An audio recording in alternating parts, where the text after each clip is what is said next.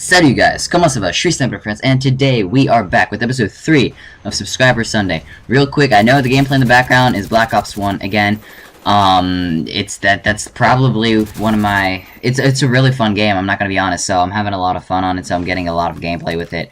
But, so that's pretty much it. I know you guys have been seeing Black Ops 1 for 2 days straight, but you know what? It's daily uploads for 3 days right now, so deal with it, alright? No, but on a more serious note, yeah, it's Black Ops, I'm sorry. If you guys want more Black Ops 2 or something, I can definitely do that. But, if you guys don't want to see any more Black Ops, I understand that.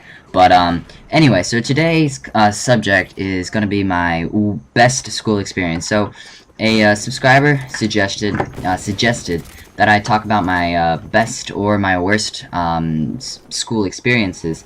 And my worst, my all-time worst is, I don't really want to talk about that, but, I'll talk about another, not really worse, but not good, another time. But, this time I'm going to be talking about my best. So, my best school experience, was in 7th grade, okay? So in 7th grade, I was still in middle school, still a pipsqueak, okay? And, still pretty much had no social life. Still don't have a social life, but, you know, whatever. So this was in 7th grade, and it was the time of the year when the geography bee came around. So if you're in elementary school or middle school, you probably know what the geography bee is. It's part of anyway, in the United States, you probably know what it is. It's pretty much a competition for who knows the most in terms of geography of the world, essentially. So it pretty much tests all aspects of geography, including some like population stuff, which I don't get either, but I guess that's all part of the social studies aspect of it. But anyway, so this was the time of the year when the geography bee came around, okay? And I was pretty excited because I love the geography bee. So that's pretty much what was going on at the time. And a little bit of backstory on one of the questions real quick.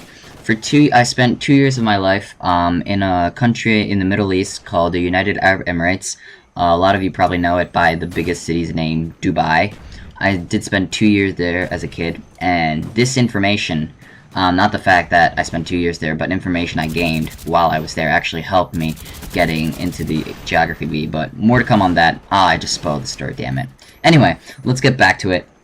So pretty much, it was the geography bee season, and in the geography bee, at my school at least, what they do is there's a preliminary round where every geography bee classroom is pretty much everyone gets a turn, and there's 9 rounds. No, not 9 rounds, 7 rounds. And in these 7 rounds, each person is asked a question. If you get more than 2 rounds wrong, you're automatically disqualified. And whoever, out of the entire school, whoever gets the best amount of rounds right, pretty much moves on to the school competition in geography bee. So I'm just chilling, you know. I've gotten through questions 1 through 6 easily. And then question number 7 comes along, and question number 7 was about the world, okay? And pretty much it was a country of the world. And so there's something like 200 countries in the world. That number is constantly changing because of new countries joining it together. Not new countries joining together. Old countries forming together to form a new country, and new countries separating because older countries are having issues with the other part of the country, the other region. And so, yeah, that's why that number is always changing. But back on the subject at hand. So, I was asked one of these questions where I had to answer with a country name, okay? And the question pretty much saved me going into the geography bee. Some of the questions are stupid easy, like what country is the Taj Mahal in, or what country is the Eiffel Tower in? Stupid questions like that. And then, I'm sorry, by the way, if I just offended you and you didn't know the answer to those questions. The answers were India and France, if you didn't know. But, I'm sorry if I offended you. Please don't unsubscribe and dislike. Anyway, back to the topic at hand. Some of the questions are also very difficult, such as, let me think of one. What river is Rio de la Plata in? Which it's a more known river, but it's in Argentina, and a lot of people don't know that. So that's like the type of questions you get. There were like some ridiculous questions about like Mongolia or something. So you know, like it varies enormously. And I just got a stroke of luck, and I got a question on the country that I spent 2 years in the UAE. So that pretty much moved me on to the next round at the school level. And I mean, before that, there was another preliminary round because a bunch of other people had gotten 7 out of 7 right. And I also won that. I forgot what my question was. But anyway, back to the topic. I've said back to the topic at least 5 times during this commentary. So yeah, I move on to this school round, and then it gets into the finals. It's me versus this other guy. This guy's name is Ricky. Okay, and we get 3 questions. We're asked 3 questions, and whoever gets the most out of these 3 questions right pretty much wins the school competition and becomes the school champion. And so, first question was something about Mount Kilimanjaro. It was what country, besides Tanzania, does Mount Kilimanjaro border? And that one's Kenya. So I said that, the other kid didn't know that, and then we both didn't know the other 2 questions. So I pretty much won the school geography bee on a stroke of luck, and then on another stroke of luck. And then came time to take the exam to move on to the state level, and at this point, I'm pretty stoked, I'm pretty happy, you know, because I became the school champion, and I'm like, yeah, I feel good about this, I'm gonna be in the yearbook, and people are gonna remember me. No, that didn't happen, no, that's complete bullshit. Anyway, so, back to the topic for like the 7th time, I went on to take the state level exam. And this exam had 100 questions, all geography bee related. And, sorry, it had 50 questions, all geography related. And the top 100 of the state who answered correctly at the questions moved on to the state level. So I went to go take this test.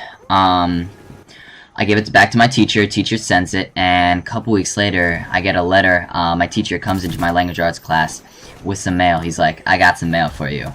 And at this point, like, the entire class is freaking out. And so I get up, I go get the letter, I sit down at my desk, and I open the letter, I'm like, and I scream like a girl, pretty much. I'm not gonna try to imitate it, but I scream like a girl, and it's pretty freaking embarrassing. And then I moved on to the state level. And so at the state level, what pretty much you had to do is you had to go to, ours was held at Penn State, because I live in Pennsylvania. So our thing was held as Penn State. The competition was held at Penn State, and there I had so much fun. Like, I went there with my mom alone, and it was cool. We had it was cool. There was a pool at the hotel that we stayed in, which was nice, even though it was kind of cold outside. And so then the next day was the geography bee question. Meanwhile, I've been BSing this entire thing because I have no intention of winning the state level. I mean, I'm like, it'd be cool and everything, but I haven't been training my entire life like some of these other kids have. I swear, there was this one guy, he was studying literally 30 seconds before the bee started, and I hadn't studied since pretty much the car ride before. And so I get into the room, the preliminary rounds for the state championship, and the first question I get, I supposedly answered it right, and then the person who was monitoring the thing, she was like, "You're right." And then she goes back to you, like, "No, never mind, you're wrong." And so I start off with already 1 down, and I'm like, oh my god, I feel so bad. She told me I was wrong. I get the next 5 right. And then I fell on the last 2 because they were some stupidly hard questions. But anyway, and so I get knocked out in the preliminary rounds, but that's okay because my friend moved on to the second finals, and it was pretty cool seeing this kid from Strathaven. This kid from Strathaven got 3rd place at the entire thing, and it was pretty cool seeing him go up and pretty much get 3rd place. So that's my best experience, best school experience so far. I'll do a worst school experience probably next week. I'll see how my schedule goes because school's starting up again. More to come on that on Tuesday. Yeah, I'll probably do a commentary Tuesday. And I'll do another one on Monday. So that's pretty much it for today, guys. If you enjoyed the story, which it was kind of boring because I a lot, and I said back to the topic at hand a bunch of times. But if you did enjoy it, don't forget to leave a like and a comment for next Subscriber Sunday. And yeah, that's pretty much it. Thanks again, guys. A plus.